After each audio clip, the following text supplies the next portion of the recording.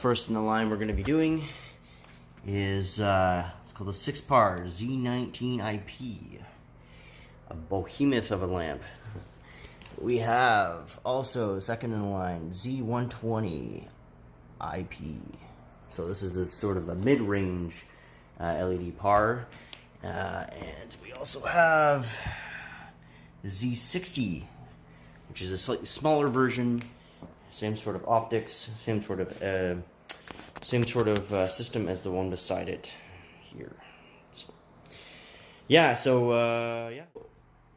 Sorry, before I go through the actual optics and the capabilities of these things, I just want to point out these lamps. All of these lamps, all three of these, actually have the newer Nutric sort of IP rated. True ones in and out, in and through, and they come with these really nice tails. So that's a bonus. XLR5 in and out. If I was to be really nitpicky about, I don't really have too much experience with elation fixtures, but I usually deal with ChromaQ quite a bit with a lot of their branding of stuff. One thing I've noticed that, I'm not sure this is an elation thing, but their stands are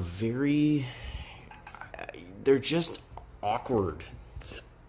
Like, I find to get them to stand up, you lock it in as much as you can, but then you're gonna have to let this go for a sec. This thing's a tank. But then you go to bring it up, and it's up on its legs as if it would be normally. But if you go to focus it, this is where I have the problem. If you're just going to tilt it or anything like that, you try to tilt it by adjusting this knob, you have to loosen this knob up. I'm not sure, maybe it's a setting somewhere else, but you loosen this knob up, and immediately what you find, and try to tilt it or adjust it, it just falls over. Like, it's just kind of a clunky system. I'm not sure if it's meant to be like that, or, I mean, there has to be a better way. And all three of these fixtures are like that. With this sort of stand, like, I would like to see sort of this, maybe this bevel here. Knowingly, they know that they're going to be on an angle, so maybe if that was on an angle, it would kind of prevent it from kind of rolling over. The line looked really nice. So I actually talked to my my good friend at Christie Lights to get some demos, because I might be taking them out on a winter tour, which likes to eat fixtures. So I would like to get something that's a little bit more robust. So this is the Z60, and this is the Z120, as I mentioned. Again, I've had this down really low. Around 5%, but you can see it's a single source beam. Mimics a very single source. You can cut it. I'll give you an example of what it's like. Big advantages of a single point. I'm a little old school on this one, but is being able to define the beam, and immediately just playing with it for a short while, kind of got this neat effect already. Where you can kind of get a defined shape, almost like a Eleco cut. You know, you can only get with a Eleco, and you wouldn't think that you can get this with a LED Par. Is a sort of a neat effect like this. I mean, it's just, you know, just playing around. If you got a tight spot that you want to sort of play around with, you can add a streak and sort of add some effects in there, some colors or whatever.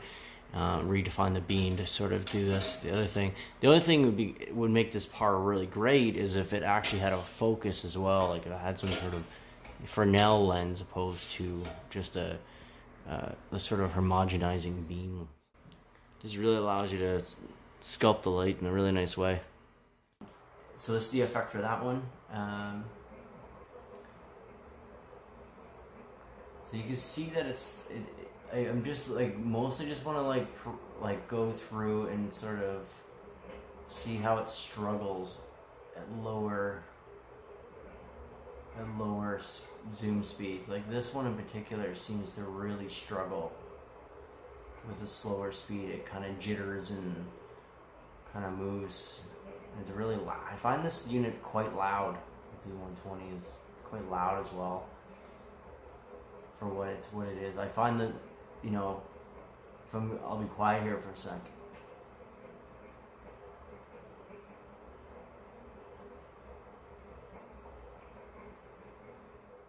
As you can hear, quite noisy.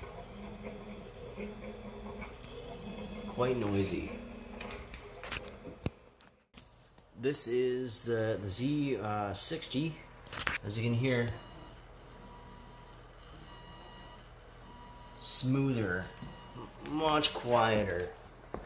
I'm not sure if it's a matter of the lens or if what it is, but you see this little spindle here. That's the motor. I'm not sure if the teeth are finer on that or what the deal is on here. Maybe it's the same motor. You know, imagining things, but it's really loud and really clunky on the 120 versus the 60. Maybe it's just a fault in that one. Now here's the big boy. This is the Sixpar. So this is at normal range. This is full white here. Amazing quality light on this guy, I have to say. With all of the diodes in, it really allows you sort of for maximum flexibility. That's definitely something of a major pro of this one. It's just the size, though. The size is just next level. Anyway, so here we go with its effect here. Same sort of effect, same speed handle, same everything. One thing I really like about this fixture is, I also have a dim effect going on, but is the wide range. I think it has up to 70-degree beam angle on this thing. Really, really impressive for an IP65 rated fixture, and as well as having all those, even UV, which is like crazy. I'm not sure how often I would ever use that, but having the UV function is neat, I guess. But I think more over what wins this fixture white point wise is the fact that it has the A channel and the W channel. So it really allows you to make a more defined white opposed to RGBW. I find RGBW, as you've seen early in the video, is actually quite purple. You usually have to like dial out most of the blue to kind of make it more of a neutral white. Yeah, much quieter. Boot sequence. Oh. There it is. So that's fine. So it's finding its home there. So yeah, as you can see, like the Z20 is the 120. It's just super loud. The other one has definitely has a fan. The Sixpar IP has some sort of fanning system in there that keeps it cool. This one, maybe it has a fan, maybe it doesn't. But I think the small profile of it and I guess maybe it doesn't have to go as long, this track, the zoom range doesn't have to go as long, so maybe the motor doesn't have to be as powerful. It's also smaller profile. I'm kind of leaning towards this one for that reason alone, because it's less wear and tear, I think. But yeah, that would be another reason why I would kind of want to go with this guy. I also find that these connectors are actually quite nice that come stock with the IP models. They're actually quite. All right, let's look at some color rendition. Enough of the blap about all the specs and what they look like and how they handle. Let's take a look at some color rendition. Right here, I don't ever expect non sort of Roscoe fixtures to get blues right. But in the MA, we have a bunch of pre-made filters here: full blue, quarter blue, so on and so forth. But even within quarter blue, the quarter blue's preset, if I select it, I'll just go through a couple of them, you'll see that it's still quite blue. And I'm actually using this sort of spectrometer, one of the best that I've seen out there. And I'll put all the actual spectrum in the video as well. But it's reading like 10,000 at a quarter blue. So the RGB channel on this, the B channel has to come down drastically, to a point where I think that in the fader, like, you'd have to like bring it down to at least half. You see here, you have to bring it down to at least 44% if you're to do any white point for TV, any sort of broadcast or any recorded events. Like, the blue channel definitely has to come down. After taking a look at these getting a reading from these guys from their color rendition, I'm not too pleased. I would say that I would definitely not recommend these guys for key lights. This, you know, if we're using objective numbers, the CRI and the TLCI are quite low. Definitely missing a huge spectrum in the R9 values or the reds, and as well as a bunch of other little sections within. So I definitely would not recommend these guys as a key light.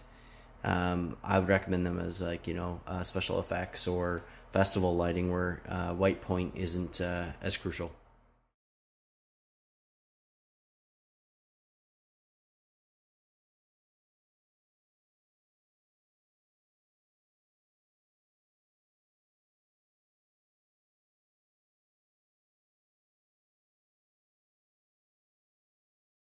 That's it for my video. Yeah, this is it, the final review of these lamps here. I think my overall impression would be that they are great. They are great for outdoor, architectural, outdoor, you know, festival where white point doesn't really matter. You're really just looking for sort of a workhorse lamp that can sort of do outside, and that they've definitely hit that market. The construction outside has been great. I'm a little concerned about the fans internally on this guy. Boot sequences are great as long as it's not in cold weather. The barn doors are great. The fact that they come stock barn doors are great, because they're usually about at least a couple $100 to get those. The fact that they're single source actually makes sense to have them. So that's also a bonus. I would say another pro is the sort of build quality of the XLRs and the fact that they're true one and not PowerCon. That's a bonus. But overall, great functionality, specifically with the Z60. I really like the Z60, the form factor, the capabilities. I like everything about it. The only thing that really kills me about this one lamp in particular is the color rendition. The color rendition is absolutely terrible, and unfortunately I'm more on the broadcast side of things, and I'm a little finicky about that. But if you are looking for a beater lamp to throw outside, definitely a good lamp for that. So I'm still considering it because of the zoom range, because of the build quality, so on and so forth. The only other gripe about these things is the cheap little handles that these guys have. These cheap handles, they have to be replaced, or if not broken, within the first few weeks. It's not so bad on the Z60 because it's lightweight. You don't have to struggle with it to try to like get it mounted properly. It's really easy to set up. The Z120 and the Sixpar IP are monsters. They just don't work with the way that these feet come out. It's just really hard to focus these without struggling. I think the weight and the sort of the way the design just does not work very nicely. With the Z60 is not so bad. Again, like I said, this would be a great fixture if the color rendition was great, which is much better and had some more development. I think that's their next step. Elation did a great job with this for what it is and what their market is, but if they could just bump that up and have sort of the chroma key level of color rendition with their lamps, with the zoom range, I mean, this would be a killer multi-use lamp. Unfortunately, it's not ready for broadcast. All right, so thanks for watching, guys. I appreciate it, and until next time.